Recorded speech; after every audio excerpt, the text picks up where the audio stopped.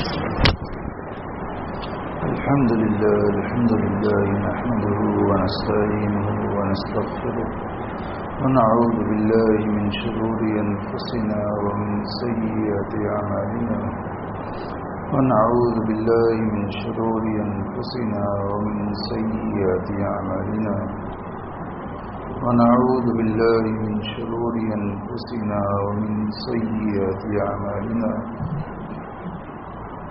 من يهده الله فلا مضل له ومن يضلله فلا هادي له ونشهد أن لا إله إلا الله وحده لا شريك له ونشهد أن سيدنا ومولانا محمدا عبده ورسوله وصلى الله تعالى عليه وعلى آله وأصحابه وأزواجه وذرياته ومن تبعهم بإحسان إلى يوم الدين وبارك وسلم تسليما كثيرا أما بعد فأعوذ بالله من الشيطان الرجيم بسم الله الرحمن الرحيم أرأيت الذي يكذب بالدين فذلك الذي يدع اليتيم ولا يحض على طعام المسكين فويل للمصلين الذين هم عن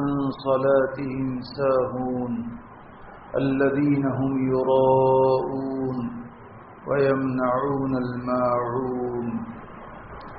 شروع اللہ کے نام سے جو سب پر مہربان ہے، بہت مہربان ہے۔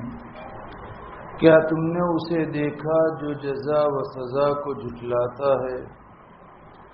وہی تو ہے جو یتیم کو دھکے دیتا ہے اور مسکین کو کھانا دینے کی ترغیب نہیں دیتا۔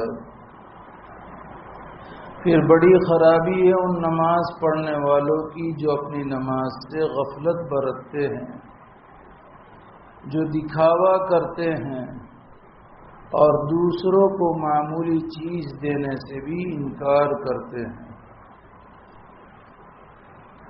گزشتہ بات آئی تھی کہ مسکینوں کی رعایت نہیں کرتے۔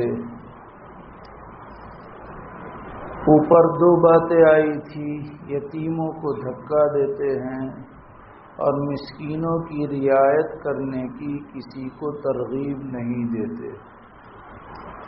یہ ان لوگوں کا کام ہے جو آخرت کا انکار کرتے ہیں،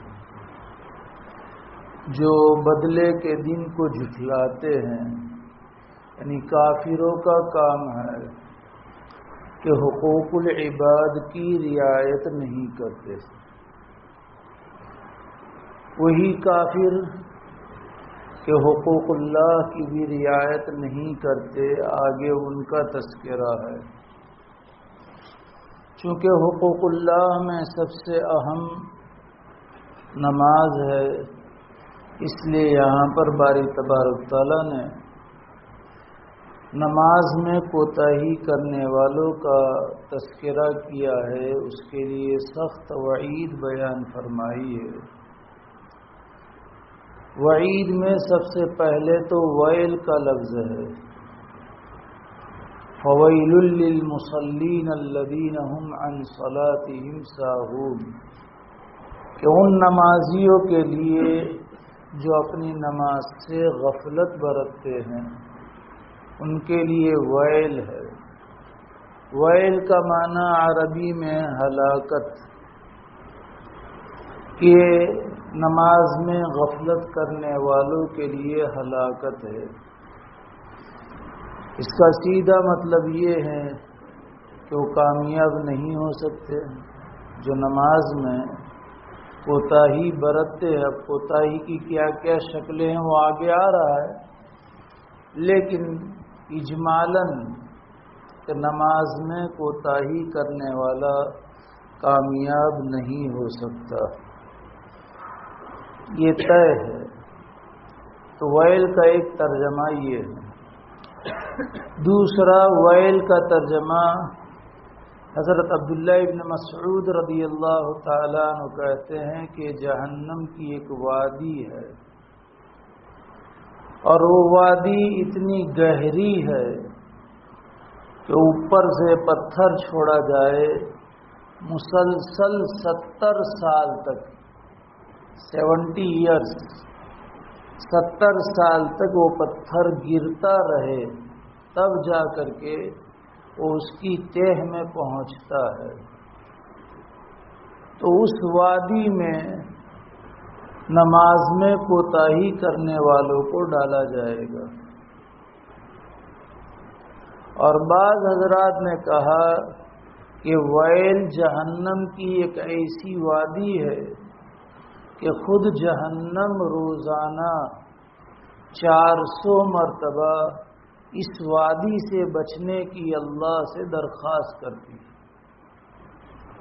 تو اس وادی میں نماز میں کوتاہی کرنے والوں کو ڈالا جائے گا۔ اللہ ہم سب کی قیامت تک کی نسلوں کی اور پوری امت کی اس سے حفاظت فرمائے۔ اب یہ نماز میں کوتاہی کرنے والے کون ہیں؟ سب سے پہلا فرد وہ ہے کہ جو نماز پڑھتا ہی نہیں، 8 کی کھاٹ کی نہ 360 کی، جمعہ ٹو جمعہ، عید ٹو عید، اور کھاٹ کے موقع پر بھی حاضری ہو جاوے تو کھاٹ کی، ورنہ وہ بھی نہیں۔ ضمناً ایک بات عرض کر دوں جنازے کی نماز کے متعلق۔ بہت سارے کہتے ہیں کہ ہم کو جنازے کی نماز نہیں آتی، بلکہ خود میری آنکھوں کا واقعہ ہے کہ باپ کا انتقال ہوا ہے اور بیٹا جنازے کی نماز نہیں پڑھتا ہے کہ مجھے آتی نہیں ہے۔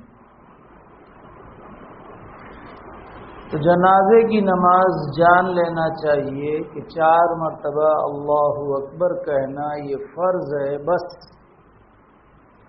اس کے علاوہ کچھ بھی نہ آتا ہو تو بھی جنازے کی نماز صحیح ہو جائے گی۔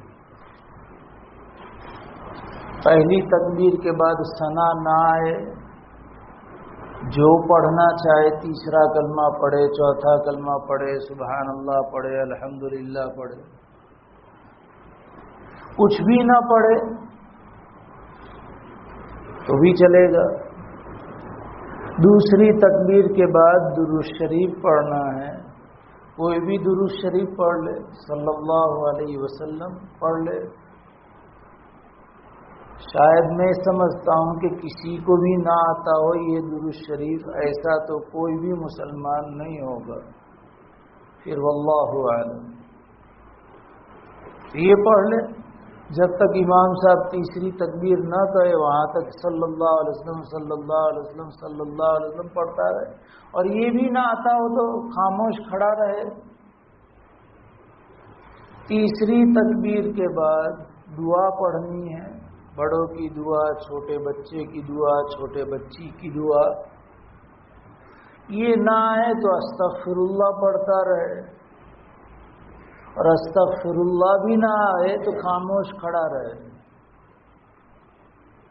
اور چوتھی تکبیر کے بعد تو کچھ کرنا ہی نہیں ہے، سلام پھیر دینا ہے۔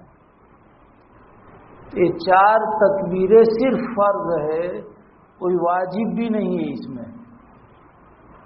جنازے کی نماز میں کوئی واجب نہیں ہے، جو کچھ ہے وہ سنت ہے، آئے تو ٹھیک، نہ آئے تو کچھ بھی نہیں۔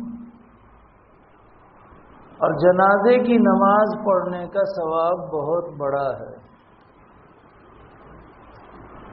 حضرت ابو ہریرہ رضی اللہ تعالی عنہ نے عبداللہ ابن عمر رضی اللہ تعالی عنہ کی موجودگی میں ایک روایت بیان کی کہ جو کسی مسلمان بھائی کے جنازے کی نماز پڑھے فَلَهُ قِيرَاطٌ وَاحِدٌ، اس کے لیے 1 قیرات ہے، اور جو دفن ہونے تک شریک رہے تو اس کے لیے 2 قیرات ہے، اور 1 قیرات احد پہاڑ کے برابر۔ تو 2 قیرات 2 احد پہاڑ کے برابر۔ عبداللہ ابن عمر رضی اللہ تعالیٰ عنہما کو یہ روایت معلوم نہیں تھی، اس لیے حضرت عبداللہ ابن عمر رضی اللہ تعالیٰ عنہ عموماً جنازے کی نماز پڑھ کر چلے جاتے تھے، دفن تک شریک نہیں رہتے تھے۔ جب یہ روایت حضرت ابو ہریرہ رضی اللہ تعالیٰ عنہ نے بیان کی تو انہوں نے کہا، ابو ہریرہ کیا بیان کرتے ہو؟ کہ چلو ماں عائشہ رضی اللہ تعالیٰ عنہ کے پاس، اگر آپ کو میری بات پر یقین نہیں ہے تو۔ دونوں ماں عائشہ رضی اللہ تعالیٰ عنہ کے پاس پہنچے۔ حضرت ابو ہریرہ رضی اللہ تعالیٰ عنہ نے یہ حدیث پڑھ کر کے سنائی اور پوچھا، امی جان کیا آپ نے حضور صلی اللہ علیہ وسلم سے اس روایت کو سنا ہے؟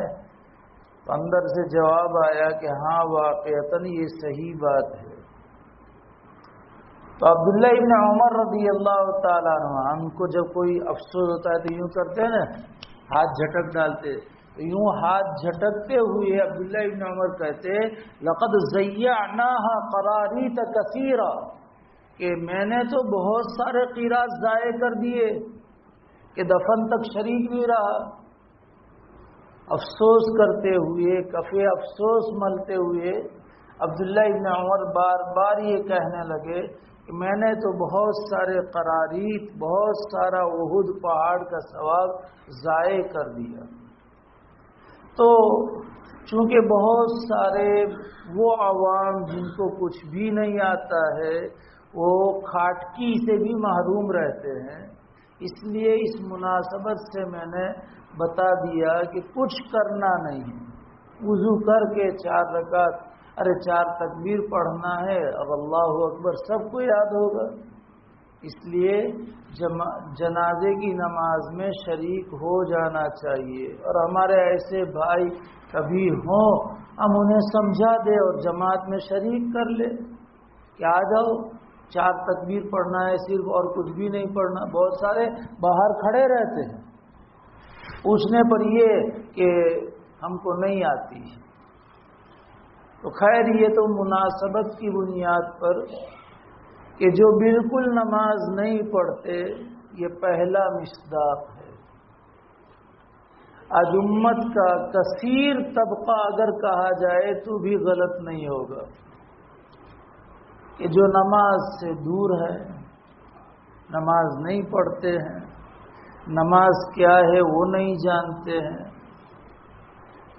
اس بنیاد پر یہ ہم سب لوگوں کی ذمہ داری ہے کہ امت کو نماز سے قریب کرے۔ دوسرا فرض اس وعید کا، بلا عذر شرعی جو نماز کو قضا کر دیتے ہیں، وقت نکل جانے کے بعد پڑھتے ہیں اور کوئی عذر شرعی نہیں ہے کہ نیند لگی تھی، اٹھنے کے اسباب اس نے مہیا کیے تھے، الارم رکھا تھا گھر میں، دوسرے ساتھیوں کو، دوسرے افراد کو کہا تھا مجھے اٹھا دئیو فجر میں، اسباب اختیار کرنے کے باوجود، اٹھائے جانے کے باوجود، الارم بجنے کے باوجود وہ نہیں اٹھ سکا، تو یہ عذر شرعی میں داخل ہے۔ اس لیے اگر وقت نکل گیا اور نماز، میرے بات پر ذرا غور کیجیے، اسباب اختیار کرنے کے بعد، ہاں، اور ایسے اسباب مثال سے سمجھا دوں تاکہ اور بات واضح ہو جائے کہ 4 بجے کی فلائٹ ہے تو کیا اسباب اختیار کریں گے کہ آج باتوں میں رات گزار دو نا، پھر کبھی آنکھ نہ کھلے تو باتوں کی مجلس، چائے، ٹھنڈا، مکہ کولا، پھر خاکی وائٹ، جن کو خاکی وائٹ کی عادت ہو، ساتھ میں مسالہ یہ وہ میراج، یا یہ کہ اگر کوئی اچھا آدمی ہوگا بھی نیند لے لی جائے، مکمل انتظام کرے گا اٹھنے کے کہ فلائٹ چھوٹ نہ جائے، اسی طرح کا انتظام یہاں پر بھی، خالی صرف عذر پیش کرنے کے لیے ایک مفتی صاحب الارم رکھا تھا نہ، بیوی کو بھی کہہ کر سو گیا تھا نہ، وہ تو پھر اللہ تعالیٰ بہتر جانتے ہیں کہ ہم نے انتظام پکے کیے ہیں کہ خالی دل کا چور نکالنے کے لیے کیے ہیں، وہ اللہ بہتر جانتے ہیں۔ تو عذر شرعی کے بغیر نماز قضا کی، ہم جانتے ہیں کہ ایک نماز کے قضا کرنے کی وجہ سے کیا عذاب ہے، 2,88,00,000 جہنم میں ایک نماز کے قضا کرنے کی وجہ سے جلنا پڑے گا۔ اللہ بچائے کہ جن کی مسلسل نمازیں قضا ہو رہی ہے اس کا کیا حال بنے گا۔ تو کہتا ہوں کئی مرتبہ آپ کے سامنے کہ لمحے کا کروڑواں حصہ بھی جلنے کی طاقت نہیں ہے جہنم میں، لمحے کا کروڑواں حصہ بھی جلنے کی طاقت نہیں ہے۔ تو 2,88,00,000 برس کس کو کہا ہے، اور وہ بھی صرف ایک نماز کے قضا کرنے کی وجہ سے۔ اس لیے امت کے بارے میں اس کی بھی فکر کرنا ہے کہ بلا وجہ شرعی کی کوئی نماز قضا نہ ہو جائے۔ یہ دوسرا فرض ہے مصداق کے طور پر اس وعید کا۔ تیسرا فرض، ہمیشہ نماز کو مکروہ اوقات میں پڑھتا ہے یا اکثر مکروہ اوقات میں پڑھتا ہے۔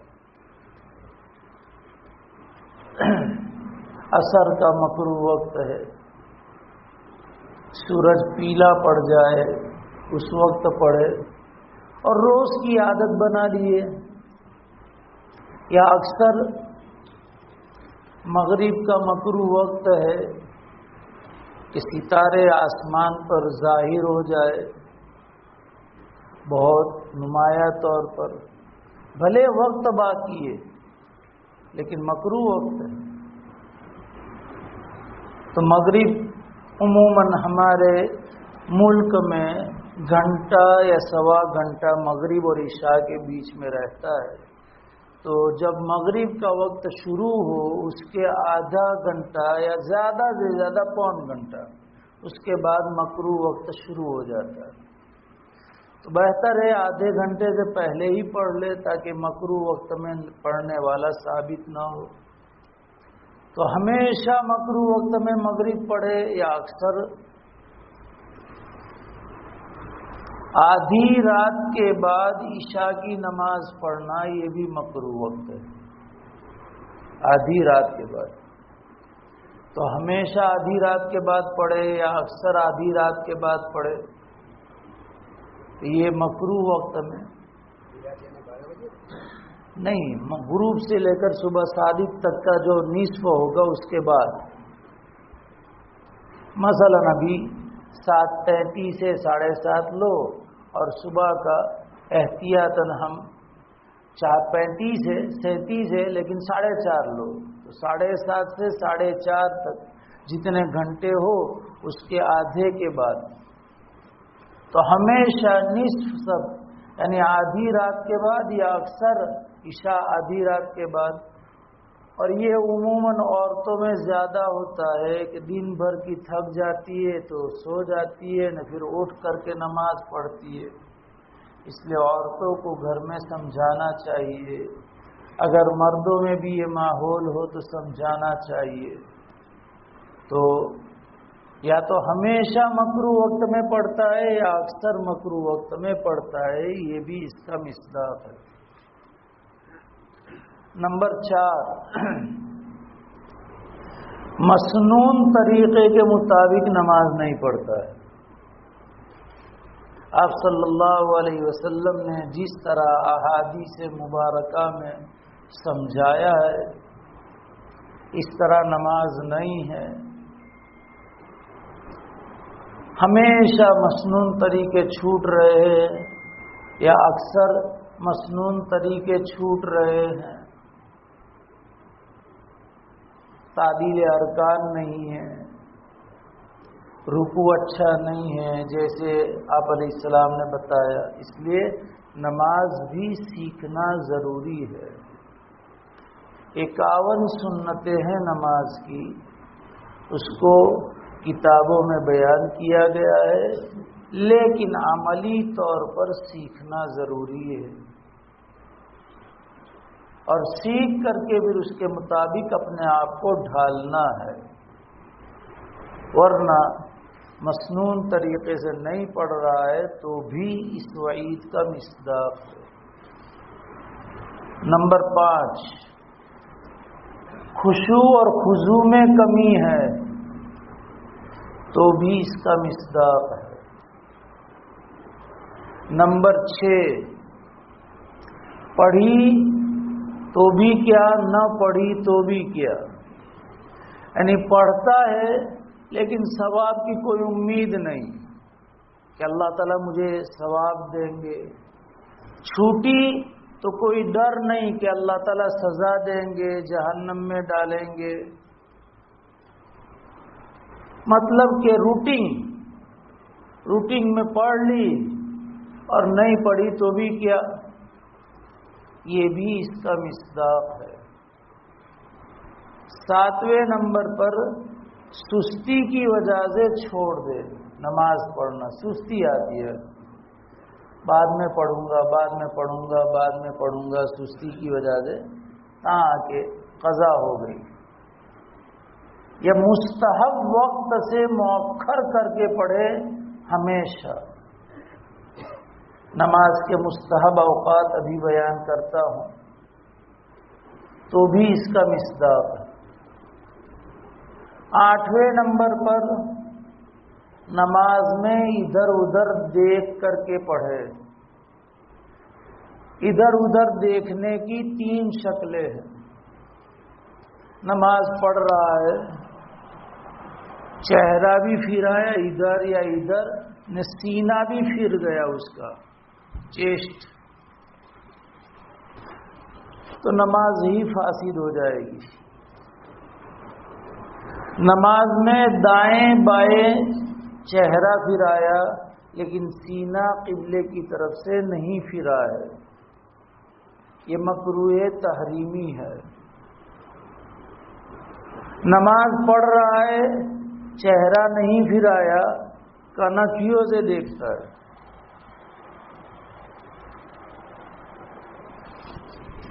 کنکھیوں سے۔ ایک تو یہ کہ مجھے قیام کی حالت میں سجدے کی طرف دیکھنا ہے، میں برابر لیکن ادھر ادھر کا دکھ رہا ہے وہ الگ بات ہے، تو سائیڈ میں تھوڑا بہت تو دکھے گا ہی، لیکن میں نے اسی لیے مشق ایکشن کر کے دکھایا۔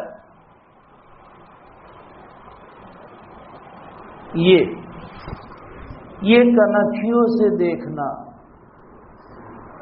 نبی اکرم صلی اللہ علیہ وسلم نے ارشاد فرمایا کہ اختلاس یختلسہ الشیطان، کہ اس طرح دیکھنے کی وجہ سے بھی شیطان نمازی کو نماز سے اچک لیتا ہے، گویا کہ رب تبارک و تعالی کی طرف پوری توجہ سے وہ ہٹا دیتا ہے۔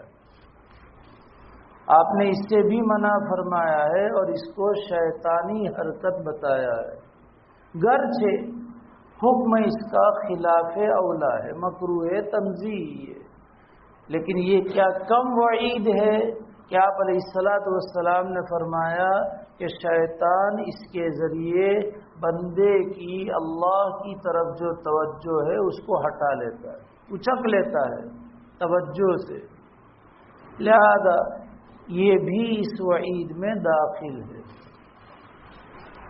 نمبر 9، وقت ہے پڑھ لیا، وقت نہیں ہے یا دنیا کے کاموں کی وجہ سے چھوڑ دیا، سنڈے ہے تو گھومنے نکل گئے، اب پڑھی نہ پڑھی، کھیڑا فارم پر چلے گئے، ایس جی ہائی وے پر چلے گئے، سی جی روڈ پر چلے گئے، فیملی لے کر کے عشاء گئی تو اس میں کوئی کچھ بھی نہیں، اس میں کیا؟ تو وقت ہے تو پڑھ لی اور دنیا کے کاموں میں لگے تو چھوڑ دی، یہ بھی اس کا مصداق ہے۔ 10ویں نمبر پر کہ کچھ نماز کے کچھ اعمال میں خشوع ہے اور کچھ اعمال میں وساوس ہے، تو بھی اس کا مصداق ہے۔ لیکن امام قرطبی علیہ الرحمہ نے نقل کیا کہ درجہ بدرجہ جو اعلیٰ درجہ کا، جیسے پہلے نمبر پر آیت پڑھتا ہی نہیں ہے تو سخت وعید کا مصداق ہوگا، چونکہ خشوع ظاہر بدن کے سکون کو کہا جاتا ہے اور خضوع قلبی سکون کو اور قلب کی یکسوئی کو خضوع کہا جاتا ہے۔ اور فقہاء کرام رحمہم اللہ کا اتفاق ہے کہ خشوع اور خضوع نماز کی صحت کے لیے شرط نہیں ہے، یعنی اگر نہیں پایا جائے گا تو نماز فی نفسی ہی صحیح ہو جائے گی لیکن قبول نہیں ہوگی۔ قبول کا مطلب نماز کے جو فوائد ہیں وہ فوائد نہیں ملیں گے۔ جیسے مثال کے طور پر قرآن نے قطعیت کے ساتھ بیان کیا ہے، ان الصلاۃ تنہی عن الفحشاء والمنکر۔ آج ہم نماز پڑھتے ہیں لیکن گناہ اور بے حیائی کے کام نمازیوں سے ہوتے ہیں، تو یہ فائدہ نہیں مرتب ہو رہا ہے، اس کا مطلب کہ ہماری نماز قبول نہیں ہے۔ وعدہ اللہ کا یقینی ہے لیکن ہماری زندگیوں میں یہ نہیں محسوس ہو رہا ہے، تو سمجھو کہ نماز صفت قبولیت کے ساتھ متصف نہیں ہے، ذمے سے ادا ہو گئی، اس کے قضا کا مطالبہ نہیں کیا جائے گا، اور نماز کے چھوڑنے کا جو وبال ہے وہ وبال نہیں ہوگا، لیکن کمی یقیناً ہے۔ یہ ہے اس امام قرطبی علیہ الرحمہ نے فرمایا کہ درجہ بدرجہ، تو جو آخری درجہ خشوع اور خضوع کے کچھ اعمال میں ہے کچھ میں نہیں ہے، ہمیں تو اس کی مشق کرنا ہے کہ ہماری پوری نماز خشوع اور خضوع والی ہے، اور یہ کوئی مشکل نہیں ہے، آج بھی مشکل نہیں۔ بہت سے اللہ کے بندے اللہ اکبر سے خشوع کے ساتھ شروع کرتے ہیں، ہر رکن میں اور ہر عمل میں ان کا دھیان اسی کی طرف ہوتا ہے، اور السلام پر نماز پھیرتے ہیں تو اس وقت بھی ان کا دھیان ہوتا ہے، چونکہ انہوں نے مشق کی، انہوں نے محنت کی، تو مشق اور محنت کے نتیجے میں یہ چیز ان کو حاصل ہو گئی، اور اب وہ اسی طرح سے چل رہے ہیں۔ ابتداءً تھوڑا محنت کرنا پڑے گا کہ ہم نے اللہ اکبر کہہ کر کے نیت باندھ کر کے نماز شروع کی، اتنی دیر تک استحضار، پھر تھوڑے دن کے بعد ثنا کے پڑھے، اس میں استحضار، اس کی عادت بن گئی، پھر اس کے بعد اعوذ باللہ اور بسم اللہ تک استحضار، اس کی عادت بنی، پھر سورہ فاتحہ کو لے لیجئے، آدھی آدھی کر کے لینا ہو تو آدھی آدھی، پوری لینا ہو تو پوری لے لیجئے۔ اس طرح دھیرے دھیرے چلیں گے تو میں سمجھتا ہوں کہ 2 مہینے انشاءاللہ اگر اس طرح کیا تو مکمل نماز میں خشوع آ جائے گی۔ اس لیے یہ سیکھنے کی چیز ہے، محنت کرنے کی چیز ہے، اور جیسے کہ اس میں سب سے اہم کردار جو ہوتا ہے وہ نیک لوگوں کی صحبت کا ہوتا ہے۔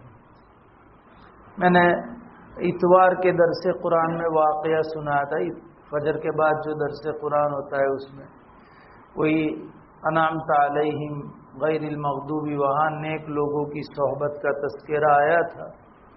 شاہ اسماعیل شہید رحمۃ اللہ، حدیث میں آتا ہے کہ جو آدمی اچھی وضو کرے اور اچھی وضو کرنے کے بعد 2 رکعت ایسی پڑھے کہ جس میں اس کی پوری توجہ اللہ کی طرف ہو، تو اس کے سارے گناہ معاف ہو جاتے۔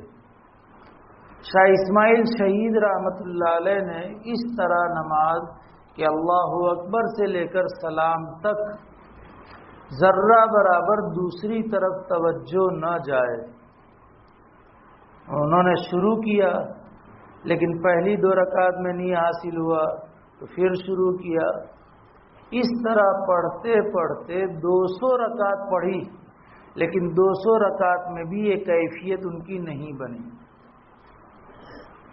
انہوں نے اپنے شیخ شاہ احمد شہید رحمۃ اللہ علیہ سے عرض کیا کہ حضرت بات یہ ہے، تو کہا کل میرے ساتھ تہجد میں کھڑے ہو جانا۔ تہجد حضرت شاہ احمد شہید رحمۃ اللہ علیہ پڑھتے ہیں، بازو میں شاہ اسماعیل شہید رحمۃ اللہ علیہ کھڑے ہو گئے، پہلی ہی 2 رکعت میں کیفیت حاصل ہو گئی۔ تو یہ اللہ کے نیک بندوں کے ساتھ رہ کر کے اس میں مزید تقویت ملتی ہے اور بہت آسان ہو جاتا ہے، اور بالکل سمپل مثال ہے کہ ان کے ساتھ رہیں گے، جیسے ایک آدمی ہے جو ڈرائیونگ سیکھا ہوا ہے اور ماہر ہے، سٹی کا ڈرائیور، تو اس کے ساتھ ہم رہیں گے تو وہ کہیں سے بھی نکال کر کے منزل پر آسانی سے پہنچا دے گا۔ جس کو ڈرائیونگ نہ آتی ہو تو وہ سٹی میں لے کر کے جائے گا تو ادھر سے سیٹی مارے گا کہ رانگ سائڈ ہے، ادھر سے سیٹی بجے گی کہ ون وے ہے، ادھر سے سیٹی بجے گی کہ کہاں جا رہے ہو۔ یہی حال ہے کہ جو لوگ ڈرائیونگ سیکھے ہوئے ہیں خشوع والی نماز کی، ان کے ساتھ رہیں گے تو ہم آسانی سے منزل پر پہنچ جائیں گے، اور اگر خود ہم چلنے کی کوشش کریں گے تو سیٹیاں بجتی رہے گی کہ بھئی رانگ جا رہے ہو، رانگ جا رہے ہو، رانگ جا رہے ہو، یہ رانگ ہوا، وہ رانگ ہوا، اسی طرح سیٹیاں بجتی رہے گی۔ بہت سمپل مثال ہے، اس کے لیے کوئی بہت ڈیپ میں جانے کی بھی ضرورت نہیں۔ تو اب پہلی 2 شکلیں تو ہم چھوڑ دیتے ہیں کہ جو بالکل قضا کر لے، بالکل نہیں پڑھتا یا قضا کرتا ہے۔ تیسری شکل تھی مسنون طریقے کے مطابق نہیں پڑھتے۔ خلاد ابن رافع رضی اللہ تعالیٰ عنہ کا واقعہ حدیث کی کتابوں میں مشہور ہے، اور محدثین کے یہاں اس حدیث کا نام حدیث مصیب الصلاۃ، ان صحابی کی حدیث جنہوں نے نماز اچھی نہیں پڑھی۔ تو یہ خلاد ابن رافع رضی اللہ تعالیٰ عنہ ایک موقع پر وضو کر کے مسجد نبوی میں آئے، آپ صلی اللہ علیہ وسلم اور صحابہ کرام رضی اللہ عنہم بیٹھے ہوئے تھے، انہوں نے مسجد کے ایک کونے میں 2 رکعت نماز پڑھی، تحیۃ الوضو، چونکہ وضو تازہ کر کے آئے اور مسجد میں آئے تو تحیۃ المسجد، اور پڑھ کر کے نبی اکرم صلی اللہ علیہ وسلم کی خدمت اقدس میں جہاں مجلس تھی وہاں پہنچے، سلام کیا، آپ صلی اللہ علیہ وسلم نے سلام کا جواب دیا، اور پھر فرمایا، وہاں سے آپ علیہ السلام دیکھ رہے تھے کہ نماز پڑھ رہے ہیں، آپ صلی اللہ علیہ وسلم نے فرمایا، ارجع فصلی فإنک لم تصلی، واپس جاؤ پھر سے نماز پڑھ کر کے آؤ، تم نے نماز نہیں پڑھی۔ پھر سے گئے، پھر جس طرح پہلے مرتبہ 2 رکعت پڑھی تھی اسی طرح پھر سے پڑھ کر کے آئے، پھر مجلس میں آ کر کے پھر سلام کیا، آپ صلی اللہ علیہ وسلم نے سلام کا جواب دیا اور فرمایا، ارجع فصلی فإنک لم تصلی، جاؤ واپس پھر سے نماز پڑھو، تم نے نماز نہیں پڑھی۔ اب روایت میں یہ ہے کہ یا تو تیسری مرتبہ میں انہوں نے کہا، یعنی 2 مرتبہ جب آپ نے کہا تو اب کہا تیسری موقع پر، یا تیسری مرتبہ بھی اسی طرح پڑھ کر کے آئے اور چوتھی مرتبہ جب آپ نے فرمایا تو انہوں نے کہا علمنی یا رسول اللہ، اے اللہ کے رسول میں تو اسی طرح پڑھنا جانتا ہوں. کیونکہ اگر خود کی طرف سے غفلت ہوتی تو دوسری مرتبہ میں تھوڑا چینج آتا، تیسری مرتبہ میں اور چینج آتا. بھئی آپ علیہ السلام واپس کر رہے، چلو اچھی پڑھ کر کے آوے. خود کی جیسے ہم لوگوں کا حال ہوتا ہے کہ کوئی دیکھتا نہیں ہے تو چل کے جا، میں ہند کے آتا ہوں، اور کوئی دیکھے تو ذرا اطمینان والی نماز. تو اس طریقے سے اگر خود کی کوتاہی ہوتی تو یقیناً پہلی مرتبہ جب لوٹایا تو کچھ نہ کچھ چینج آتا نماز میں، پھر دوسری مرتبہ لوٹایا تو کچھ اور مزید چینج آتا. لیکن جیسے پہلی مرتبہ پڑھی ویسی ہی دوسری مرتبہ میں اور ویسی ہی تیسری مرتبہ میں، تو معلوم یہ ہو گیا کہ ان کو ایسی ہی آتی ہے، ان کو اس سے زیادہ نہیں آتا. اس لیے انہوں نے عرض کیا کہ اللہ کے رسول صلی اللہ علیہ وسلم مجھے تو ایسی آتی ہے اور آپ اب سکھائیے. تو آپ صلی اللہ علیہ وسلم نے پوری نماز، چونکہ ان کی نماز میں قومہ ٹھیک نہیں تھا، جلسہ ٹھیک نہیں تھا، 3 گھنٹے والا جلسہ نہیں تھا، 4 گھنٹے والا نہیں تھا. جلسے جلوس آج بہت اچھے ہوتے ہیں نا، اور اب تو ہر جگہ لائیو کا، اس لیے لائیو ہونا چاہیے، لائیو ہونا چاہیے تاکہ مدرسے کی شہرت، نیک نامی، تو لوگ بھی اپنے بچوں کو یہاں بھیجے. اب چاہے اچھی نیت ہو خراب نیت، نیت کا مالک اللہ ہے، اس لیے ہم کسی کی نیت پر حملہ نہیں کر سکتے. لیکن یہ لائیو ہمیں اپنے ان اکابر اور ہمیں ان علماء کرام اور مشائخ کہ جو اس باب میں محتاط ہیں ان کے طرز پر چلنے کی ضرورت ہے.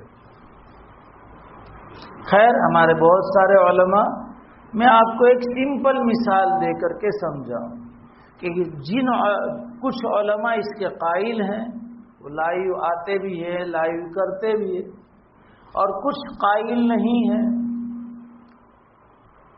یہ گویا کہ اس کا تقاضا ہے کہ حلال ہے اور اس کا تقاضا ہے کہ ناجائز ہے. اب احتیاط کس میں ہے؟ نہ کرنے میں احتیاط ہے. سیدھی بات، سمپل بات، دلائل کو چھوڑو کہ بھئی وہ کرتے ہیں وہ کرتے ہیں، وہ سب کو چھوڑو، اکابر ہیں دونوں طرف.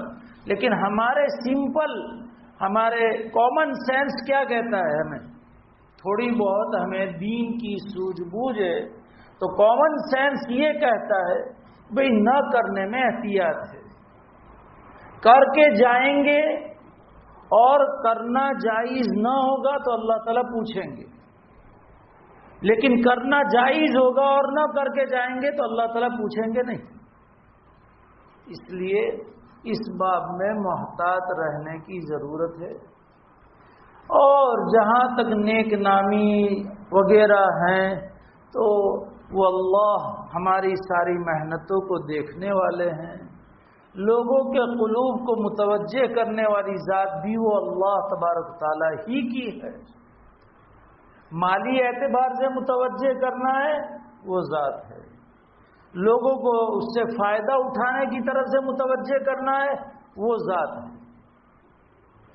امام صاحب کو معلوم ہے یہاں درس قرآن شروع ہوا تھا، میں امام صاحب حشمت بھائی اور ایک اور ساتھی، بس آج اتنا مجمع ہے. تو یہ اللہ کی طرف سے ہے کہ اللہ تبارک تعالیٰ دلوں میں ڈالنے والی ذات ہے، مائل کرنے والی ذات اللہ کی ہے. پرانی مسجد تھی، چھوٹی مسجد تھی، اس وقت یہاں درس قرآن شروع ہوا تھا، لیکن ابتداً ہم بس امام صاحب میں، مؤذن تو اس وقت کوئی تھے نہیں، حشمت بھائی یہاں امام صاحب کے پاس پڑھنے آتے تھے، وہ حشمت بھائی ہوتے تھے، اور کوئی ایک اور نمازی آ گیا اس سے. تو غرض یہ کہ اللہ تبارک تعالیٰ کو مد نظر رکھ کر کے ہم چلے، اسی کی ذات عالی سے ہماری کمال درجے کی وابستگی ہو. اس لیے ہم بچے اس میں ہی ہمارے لیے بہت ساری چیزوں سے عافیت ہے۔ تو خیر، تو چونکہ وہ تو جلسے پر سے بات آئی، ان کا قومہ یعنی رکوع کے بعد سیدھے کھڑے نہیں ہوتے تھے اور سیدھے سوئمنگ میں ڈائی لگاتے تھے، سیدھے کھڑے ہوئے بغیر رکوع سے یوں ہوئے نہ سیدھی ڈائی لگاتے تھے سجدے کے لیے۔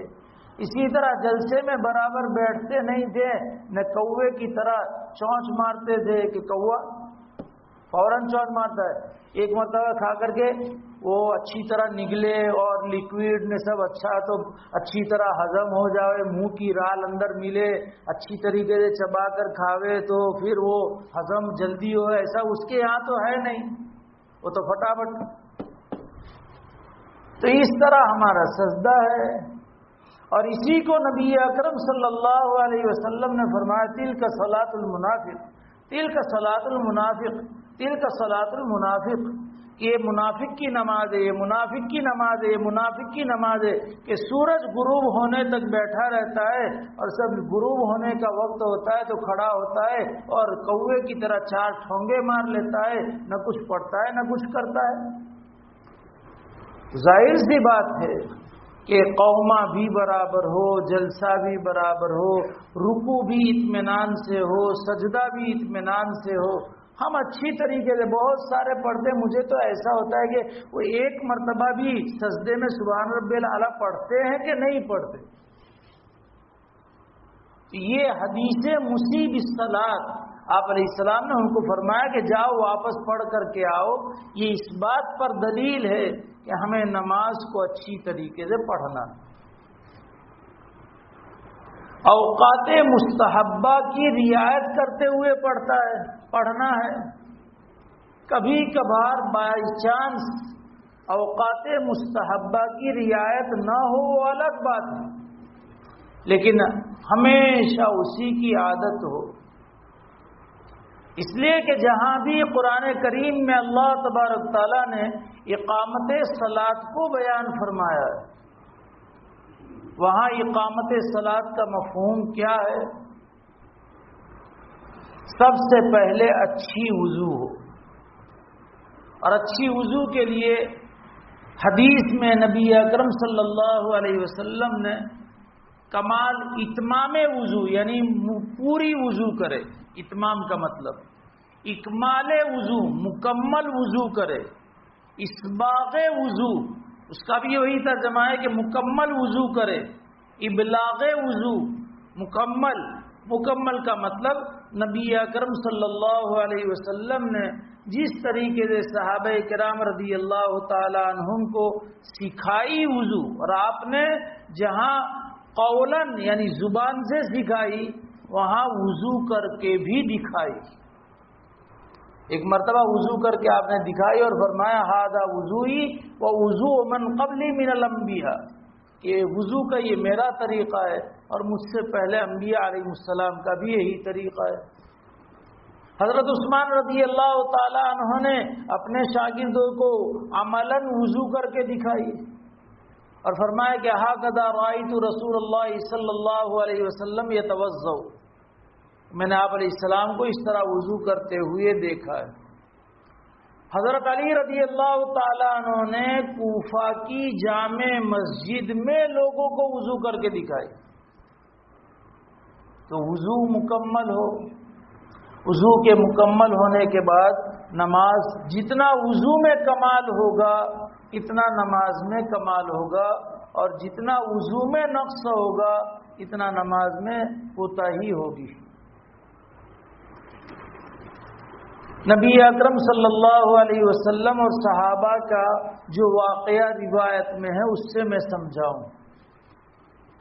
آپ صلی اللہ علیہ وسلم فجر کی نماز پڑھا رہے ہیں، میں اور آپ سمجھتے ہیں کہ آپ علیہ الصلاۃ والسلام کی طہارت یقیناً مکمل، نو ڈاؤٹ، کوئی ادنا بھی تصور کرے تو اس صورت میں ہاں آپ علیہ السلام نے کبھی کبھار اعضائے وضو کو 2 مرتبہ دھویا ہے، کبھی کبھار اعضائے وضو کو 1 مرتبہ بھی دھویا ہے، لیکن امت کو بتلانے کے لیے کہ ایک مرتبہ بھی دھوئیں گے وضو ہو جائے گی، 2 مرتبہ بھی دھوئیں گے وضو ہو جائے گی، یہ سبق دینے کے لیے آپ نے فرمایا، ورنہ آپ علیہ السلام نے 3 مرتبہ سے کم صرف یہ بیان ہے، اور وہ آپ کی ذمہ داری ہے کہ امت کو جو جائز ہو وہ بھی بتا کر کے جائے، ورنہ آپ علیہ السلام کا ہمیشہ کا معمول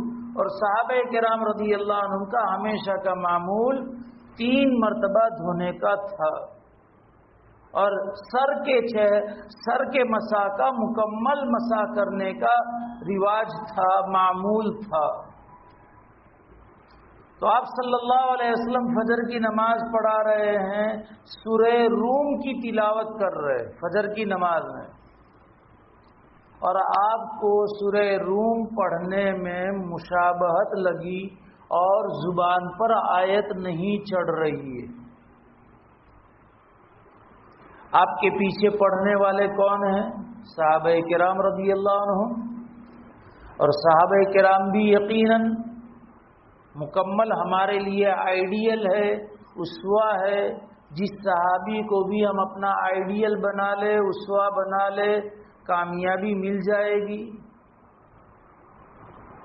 لیکن اس موقع پر آپ علیہ السلام جب نماز سے فارغ ہوئے، آپ صلی اللہ علیہ وسلم نے فرمایا، ما بال اقوام لا يحسنون الطہور فإنما القرآن يلبس علی، کہ لوگوں کو کیا ہو گیا کہ اچھی وضو کر کے نہیں آتے، مجھے قرآن پڑھنے میں دقت ہو رہی ہے۔ صحابہ کرام کے وضو کے بارے میں ممکن ہے کبھی کسی سے کچھ کوتاہی رہ گئی ہو، جس کا سیدھا اثر قلب اطہر پر پڑا، آپ علیہ السلام کے قلب اطہر پر پڑا، تو پھر جس کے وضو میں کوتاہی ہوگی اس کی نماز پر کیا اثر پڑے گا، ہم سوچ سکتے اس سے۔ اس لیے وضو میں کمال، اور میں اس کو بار بار کہتا ہوں، اس لیے کہتا ہوں کہ وضو میں پانی کو کم استعمال کرنا یہ بھی اسباغ وضو یعنی کمال درجے کے وضو میں داخل ہے۔ پانی کا اسراف نہ ہونا چاہیے وضو کرنے میں بھی، کہ ہم 3 مرتبہ سے زائد دھو رہے ہیں، یہ بھی اسراف ہے۔ جہاں تک دھونا مسنون ہے اس سے آگے تک دھو رہے ہیں، اچھی گردن صاف کر رہے باہر سے آ کر کے، برابر میل کچیل پسینہ گردن کا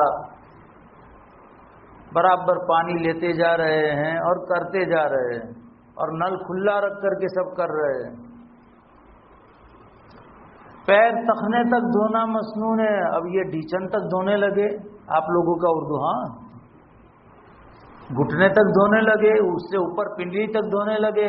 حوض میں تو پیر ڈال کر کے گرمی کے موسم میں اگر رمضان آ گیا تو ظہر بعد حوض میں پیر رکھ کر کے حوض کی سیٹوں پر بیٹھ جانے کا، تاکہ ٹھنڈک ہوئے، روزہ نہ لگے۔ تو یہ پانی کا اسراف یہ وضو کے کمال کو ختم کر دیتا ہے۔ ہمارا گھر کا پانی ہے، خود کا بور ہے یا میونسپل کا پانی آتا ہے اور ہم ٹیکس بھرتے ہیں، اس میں اسراف مکروہ تحریمی ہے۔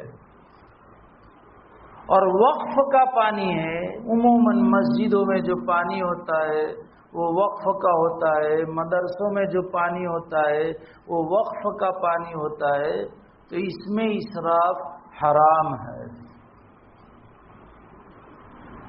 تو اب ظاہر بات ہے کہ اسراف کیا تو یا تو حرام کیا یا مکروہ تحریمی، تو وضو میں کمال نہیں آیا، اور جب وضو میں کمال نہیں ہوگا تو نماز میں کمال نہیں ہوگا۔ اس لیے وضو کو اچھی سیکھنا ہے، نماز کو بھی سیکھنا ہے، اور پھر اس کے اور اللہ سے مانگنا ہے۔ اوقات مستحبہ کی رعایت، فجر کا وقت عورتوں کے لیے مستحب اوقات جیسے ہی وقت ہو جائے نماز کا فوراً پڑھ لینا ہے، الا ہے کہ کبھی کوئی عذر ہو تو گھر میں تقویم رکھنے کی اور عورتوں کو سمجھا دینے کا کہ دیکھو یہ صبح صادق، یہ زوال، یہ عصر، یہ مغرب، غروب اور یہ عشاء کا وقت، کہ 5-5 منٹ کے بعد فوراً پڑھ لینے کی۔ صبح صادق ہوئی 5 منٹ بعد پڑھ لو، زوال ہوا 5 منٹ بعد پڑھ لو، عصر کا وقت 5 منٹ بعد پڑھ لو، غروب ہوا 5 منٹ بعد پڑھ لو، عشاء کا وقت ہوا 5 منٹ بعد پڑھ لو۔ یہ ان کے لیے مسجد کی، محلے کی اذان کا انتظار کرنا بھی نہیں ہے عورتوں کو، ان کے لیے مستحب اوقات یہ۔ مردوں کے لیے فجر میں اچھی خاصی تاخیر کر کے نماز پڑھے، جتنا اجالا زیادہ ہو فجر کی نماز اتنی دیر سے پڑھنا یہ اولا ہے۔ اسفروا بالفجر فإنه اعظم للأجر، نبی اکرم صلی اللہ علیہ وسلم نے فرمایا۔ لیکن اتنی تاخیر نہ ہو کہ اگر کسی وجہ سے نماز ہماری خراب ہو جائے تو دوبارہ ہم مسنون طریقے سے پڑھ سکے، اتنا وقت رہنا چاہیے۔ گویا کہ بالفاظ دیگر طلوع آفتاب کی 20 منٹ 25 منٹ پہلے ہم نماز پڑھے کہ 10 منٹ نماز میں لگتے ہیں، اگر کبھی فساد بھی آئے تو دوسری 10 منٹ ہے، ہم وہی قرات مسنونہ کے ساتھ دوبارہ پڑھ سکتے ہیں۔ یہ فجر کا مستحب وقت ہے۔ جہاں جلدی ہوتی ہے وہ سب، اس کا مطلب یہ نہیں وہ کبھی جلدی پڑھنے والے ہوتے ہیں جن کو سفر ہوتا ہے، جن کو یہ، تو ان کے لیے وہ مسجدیں ہیں، اس کا مطلب یہ نہیں۔ جمعہ کے لیے وقت مستحب زوال کے بعد فوراً پڑھنا ہے جمعہ کو، جیسے ہی زوال ہو جائے وقت مکروہ 5 منٹ وغیرہ فوراً جمعہ پڑھنا ہے، یہ جمعہ کے لیے وقت۔ اور ہر موسم میں، ٹھنڈی کا موسم ہو، گرمی کا موسم ہو، زوال کے فوراً بعد جمعہ پڑھنا مستحب ہے۔ ظہر گرمی کے موسم میں دیر کر کے پڑھنا ہے اور ٹھنڈی کے موسم میں جلدی پڑھنا ہے۔ زوال ہو جائے ٹھنڈی کے موسم میں فوراً پڑھ لو، گرمی کے موسم میں دیر سے پڑھو۔ اب چونکہ ہمارے یہاں کی مساجد میں ظہر کے اوقات پکے رنگ سے لکھ دیے جاتے، کسی بھی مسجد میں ظہر کے اوقات بدلتے ہو میرے علم میں نہیں ہے۔ ہم دیوبند پڑھتے تھے 2:45 بجے ظہر کی نماز ہوتی تھی، 2:30 بجے ظہر کی نماز ہوتی تھی، جیسے عشاء کی نماز 9:45 بجے ہوتی تھی۔ تو یہاں تو تصور ہے نہیں، تو پکے رنگ سے لکھ دیا جاتا ہے۔ تو اب ہم یہ کریں کہ گرمی کے موسم میں جہاں دیر سے نماز ہو اس مسجد میں چلے جائے پڑھنے کے لیے، تاکہ وقت مستحب پر پڑھنے کا ثواب ملے، اور ٹھنڈی کی موسم میں جہاں جلدی نماز ہوتی ہے وہاں پڑھنے چلے جائے۔ تھوڑا دقت ہوگی لیکن ثواب وقت مستحب کی وجہ سے پڑھنے کا ہوگا۔ اب اگر کوئی کہے گا کہ محلے کی مسجد، یہ کوئی کہے محلے کی مسجد کا یقیناً حق ہے، لیکن اوقات مستحبہ کی اگر رعایت نہ کی جائے تو اس لیے کرنا چاہیے۔ ٹرسٹی حضرات کو بھی سمجھنا چاہیے اور ائمہ حضرات کو بھی سمجھنا چاہیے، لیکن عموماً کیا معلوم، مجھے معلوم نہیں ہے کون اوقات کے اوپر کنٹرول رکھتے ہیں، ٹرسٹی یا امام، وہ مجھے معلوم نہیں ہے۔ اس لیے خیر، عصر میں تاخیر اولا ہے، یعنی دیر سے پڑھنا اولا ہے، لیکن اتنی دیر نہ ہو جائے کہ سورج کی دھوپ پیلی پڑ جائے، اتنی دیر نہ ہونا چاہیے۔ جتنا غیر مقلدین جلدی کرتے ہیں کہ پھر عصر اور مغرب میں اتنا وقت رہتا ہے کہ جتنا ظہر اور عصر میں بھی نہیں رہتا ہے، کیونکہ عصر کے بعد نوافل پڑھنا مکروہ ہے۔ اب عصر 4 بجے پڑھ لی، اب اس کے بعد 7:30 تک کوئی نفل پڑھ ہی نہیں سکتا۔ ہم نے 5:45 بجے پڑھی تو 5:45 بجے تک تو پڑھ سکتا ہے نفل، 2.25 گھنٹے ملے۔ تو تاخیر یعنی دیر سے پڑھنا اولا ہے۔ مغرب میں جلدی اولا ہے، جلدی پڑھنا اولا ہے، جیسے ہی غروب ہو جائے۔ یہ سب کی روایتیں آئندہ سبق میں سناؤں گا، چونکہ میری نظر گھڑی پر بھی ہے، اس لیے مغرب کی نماز جیسے ہی غروب ہو جائے فوراً پڑھ لے۔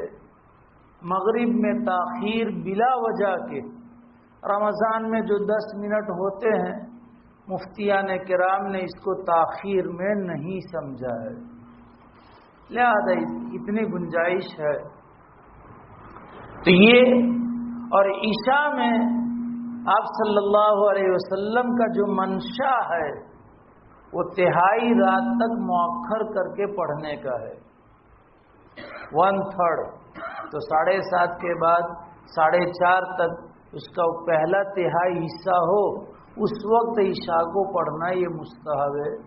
اور آپ نے تو فرمایا کہ اگر مجھے میری امت پر دشواری کا اندیشہ نہ ہوتا تو اس وقت پڑھنے کا حکم ہی دے دیتا، 1/3 رات تک مؤخر کرنے کا حکم دے دیتا، لیکن امت کی دشواری کو آپ صلی اللہ علیہ وسلم نے ملحوظ رکھتے ہوئے اس کا حکم نہیں دیا، لیکن پسند ضرور فرمایا کہ 1/3 رات تک مؤخر کر کے پڑھے۔ یہ نماز کے مستحب اوقات ہیں، ان کی رعایت کر کے پڑھی جائے نماز تو ثواب زیادہ ہوگا۔ مزید انشاءاللہ آئندہ چلیں گے۔ اللہ تبارک تعالیٰ اس وعید کا مصداق بننے سے ہم سب کی قیامت تک کی نسلوں کو اور پوری امت کو محفوظ فرما دے، اور اللہ تبارک تعالیٰ ایسی نماز عطا فرما دے جس سے وہ راضی ہو جائے۔ بسم اللہ الرحمن الرحیم۔ اللہم انت السلام ومنک السلام تبارک یا ذا الجلال والاکرام۔ اللہم صل علی سیدنا ومولانا محمد وبارک وسلم۔ سبحان اللہ وبحمدہ، سبحانک اللہم وبحمدک، نشہد ان لا الہ الا انت، نستغفرک ونتوب الیک۔ اللہم اغفر لنا ولوالدینا ولاساتذتنا ولمشایخنا ولازواجنا ولذریاتنا ولاخواننا ولاخواتنا ولأقاربنا ولأحبابنا ولطلبتنا ولجيراننا ولمن حق علينا ولمن أحسن إلينا ولمن أوصانا بالدعاء ولسائر المؤمنين والمؤمنات والمسلمين والمسلمات۔ ربنا آتنا في الدنيا حسنة وفي الآخرة حسنة وقنا عذاب النار۔ ربنا لا تزغ قلوبنا بعد إذ هديتنا وهب لنا من لدنك رحمة إنك أنت الوهاب۔ اللهم صل على سيدنا ومولانا محمد وبارك وسلم يا أرحم الراحمين يا أرحم الراحمين يا أرحم الراحمين۔ ہم سب کے سب گناہوں کو معاف فرما، اے اللہ ظاہری گناہوں کو بھی معاف فرما، باطنی گناہوں کو بھی معاف فرما، ہمارے دل کو صاف فرما دے، ہر قسم کے گناہوں کو معاف فرما کر اے اللہ ہمارے دلوں کو نورانی بنا دے، اے اللہ ہمارے دلوں کو نورانی بنا دے، ظاہری اعضاء کو بھی نورانی بنا دے، باطنی اعضاء کو بھی نورانی بنا دے، اے اللہ ہمیں مجسمہ نور بنا دے، ہماری قیامت تک کی نسلوں کے لیے مجسمہ نور ہونے کا فیصلہ فرما دے۔ اے اللہ جو کچھ کہا اور جو کچھ سنا اے اللہ بڑی سخت باتیں ہیں، اے اللہ فویل فويل للمصلين الذين هم عن صلاتهم ساهون الذين هم يراؤون کا مصداق بننے سے ہماری حفاظت فرما، ہماری قیامت تک کی نسلوں کی حفاظت فرما، پوری امت کی حفاظت فرما۔ ہے اللہ اس کہنے سننے کو قبول فرما، کہنے والے کے لیے قبول فرما، سننے والوں کے لیے قبول فرما، دونوں کی نسلوں کے لیے قبول فرما۔ اے اللہ زندگیوں میں آ جائے اس کا فیصلہ فرما، تو راضی ہو جائے اس کا فیصلہ فرما۔ اے اللہ راضی ہو جا، اے اللہ راضی ہو جا، اے اللہ راضی ہو جا، رضا والے اعمال کرنے کی توفیق عطا فرما، آسان فرما، مدد فرما، ناراضگی والے کاموں سے ہماری پوری حفاظت فرما، بچنا آسان فرما۔ اے اللہ نفس اور شیطان کے مقابلے میں تو ہماری مدد فرما۔ اے اللہ ہم کمزور ہے، ذلیل ہے، فقیر ہے، مسکین ہے، عاجز ہے، گنہگار ہے، پاپی ہے۔ اے اللہ نفس کا مقابلہ نہیں کر سکتے، شیطان کا مقابلہ ہم سے نہیں ہو سکتا۔ اے اللہ تو ہی ہماری مدد فرما، شیطان اور نفس کے مقابلے میں، گندے ماحول کے مقابلے میں، گندے ساتھیوں کے مقابلے میں تو ہی ہماری مدد فرما۔ اے اللہ صفات صحابہ پر ہم سب کو لے آ، صفات صحابہ پر ہم سب کو لے آ، اے اللہ صفات صحابہ پر ہم سب کو لے آ، ہماری قیامت تک کی نسلوں کے لیے اس کا فیصلہ فرما دے۔ اے اللہ پورے مجمع کو قبول فرما، مجمع کی قیامت تک کی نسلوں کو قبول فرما۔ اے اللہ مجمع کے دل کی تمناؤں کو پورا فرما۔ اے اللہ تیرے کلام کی نسبت پر یہ مجمع جمع ہوتا ہے، اے اللہ تیرے کلام سے مجمع کو تعلق خاطر نصیب فرما۔ اے اللہ تیری رضا والے اعمال سے تعلق خاطر نصیب فرما۔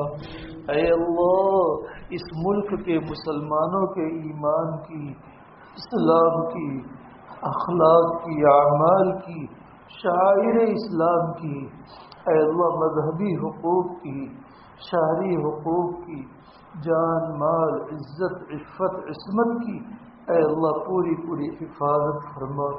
مساجد کی حفاظت فرما، مدارس کی حفاظت فرما، اے اللہ طلباء کی حفاظت فرما، اساتذہ کی حفاظت فرما، ذمہ داروں کی حفاظت فرما، کام کرنے والے تمام ساتھیوں کی اے اللہ پوری حفاظت فرما۔ اے اللہ دشمن بڑا مکار سے مکاریاں کر رہا ہے، اے اللہ تو دشمن کی مکاریوں کو ختم فرما، دشمن کی مکاریوں کو ختم فرما، دشمن کو مغلوب فرما، دشمن کو مقہور فرما، اے اللہ دشمن کی اکثریت کو ختم فرما دے، اے اللہ دشمن کی اکثریت کو ختم فرما دے، اے اللہ یہ اقلیت در اقلیت میں مبتلا فرما دے، اے اللہ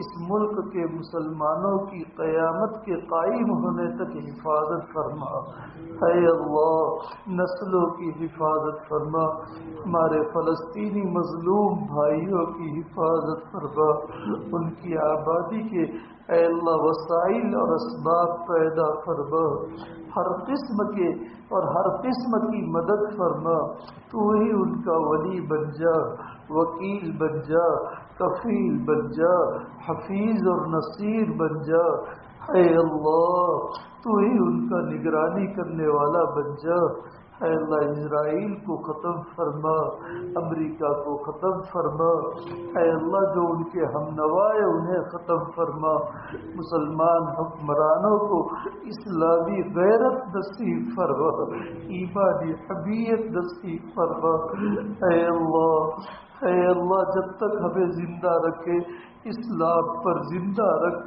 اے اللہ موت آئے ایمان پر موت آئے اس کا فیصلہ فرما، اے اللہ ہم سب کو اور ہم سب کی قیامت تک کی نسلوں کو اپنے اپنے وقت مقررہ پر مدینہ منورہ میں شہادت کی موت نصیب فرما، جنت البقیع کی تدفین نصیب فرما، نبی اکرم صلی اللہ علیہ وسلم نے جن خیر کو مانگا وہ سب ہم سب کو، ہم سب کے سب متعلقین کو، ہماری قیامت تک کی نسلوں کو اور عالم کے مسلمانوں کو نصیب فرما، نبی اکرم صلی اللہ علیہ وسلم نے جن چیزوں سے حفاظت چاہی ان تمام سے ہم سب کے سب متعلقین کی، ہماری قیامت تک کی نسلوں کی اور عالم کے مسلمانوں کی پوری پوری حفاظت فرما، اے اللہ محض اپنے فضل و کرم سے نبی اکرم صلی اللہ علیہ وسلم کے وسیلے سے ہمارے مشائخ کی برکت سے، اے اللہ اس مجلس میں جو آپ کا برگزیدہ ہو اس کی برکت سے ہم سب کی سب دعاؤں کو قبول فرما، آمین۔ ربنا تقبل منا إنك أنت السميع العليم وتب علينا إنك أنت التواب الرحيم، جزا الله عنا محمدا صلى الله عليه وسلم ما هو أهله، سبحان ربك رب العزة عما يصفون وسلام على المرسلين والحمد لله رب العالمين۔